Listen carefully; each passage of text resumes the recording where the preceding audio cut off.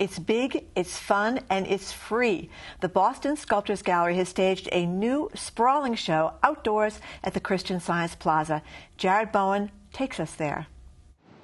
This summer and fall, the Christian Science Plaza is more populated than usual. It's artfully dotted with some 50 works of art by 19 artists. The trailer, titled Grotto, that upon closer inspection has its own ecosystem. A shimmering pool hovering above the reflecting one. Silhouetted dancers taking flight on the brick walk. Sculpture makes visible and knowable the ineffable things of the spirit. Sculptures are part of a city's collective unconscious.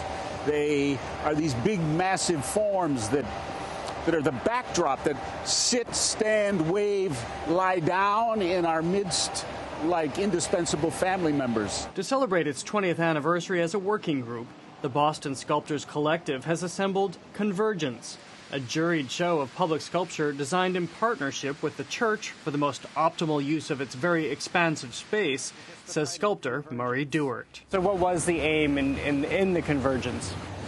To bring all of our various energies. I mean, we're sculptors that use all very different languages, materials, and we have no kind of particular way of making sculpture, but this was a chance to show what we can do. The works are both imposing and unobtrusive, eye-catching and jaw-dropping. Edge closer to liminal bloom, and you find this is the antithesis of solid. The petals smoothly sway. What you hope that this will do? Definitely to get people excited. I think, especially artists, I feel like this is like a breath of hope that you could have this opportunity in Boston. Donna Dodson, along with Dewart, is a sculptor with pieces in the show. Made with fellow artist Andy Moorline, her 30-foot-tall bird is poised above the plaza, a century in serenity. Her tiger mothers are based on the controversial book by exacting mom, Amy Chua. It conceptually was a push for me to think of two, and I ultimately chose two because the book is kind of about how she's one type of mom to one kid and one type of mom to another, so it's two. It's the same person, but it's two.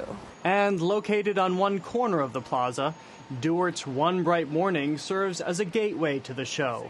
A welcoming and sacred space, he says. I think of them as figures, standing figures. You know, some of them put their arms out like this, and some of them go like this. And, you know, there's always this center element. Convergence, its organizers say, is the first public art show of this scope and size in more than 30 years.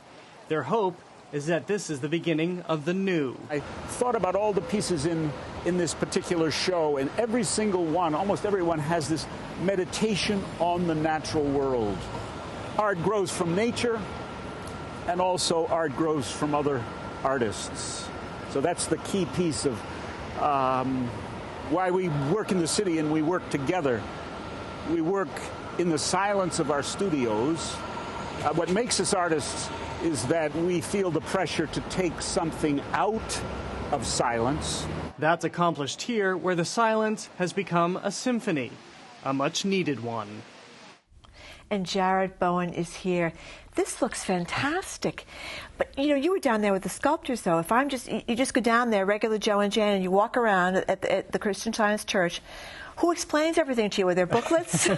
They do have some materials, but that's the beauty of something like this, is that you can... I first stumbled upon this before I even knew I was doing the story, just going to a show, I think, at the Huntington Theater, either going to a show at the Huntington or the Symphony at Symphony Hall, and just walk through the space, and suddenly you make these discoveries, and that's all about what public art is. You make these discoveries, they make you stop suddenly and pay attention. You're already in this very expansive 14-acre space, which is, which I think puts you in a different mood if you're not trying to run from one place to the next, and you see pieces like this and you stop and you consider them and you take them in, and I think you value what the artist has put into it. What is the artist trying to say? You try to interpret. This is fascinating, this dichotomy. Imagine walking through the plaza and suddenly looking up and seeing rocks and trees like this. This is why I love this show, because it creates this impetus, hopefully, for change. And this is an opportunity, obviously, for sculptors that maybe no one has ever heard of to get their work out there in a very public way. Well, this is what's also great, is this is the Boston Sculptors Collective. You know, they operate a Boston Sculptors gallery on Harrison Avenue in the South End. And this was a juried show, so people had to create site-specific works that had to be considered before they went on into the space. And as Donna Dodson said, a lot of them are mid-career at this point, so they're already established, they're already creating great works, and this is sort of a challenge for them because this opportunity does not present itself a lot where you have to design site-specific work. Jared Bowen, thank you very much. That was absolutely fantastic. That is it for Greater Boston. Tomorrow night, it's our annual summer movies and books special. Jared brings us the hits and misses at the box office, and some local authors tell us what their must-reads are this summer. That's our annual summer movies and books special. I'm Marjorie Egan. Thank you for watching.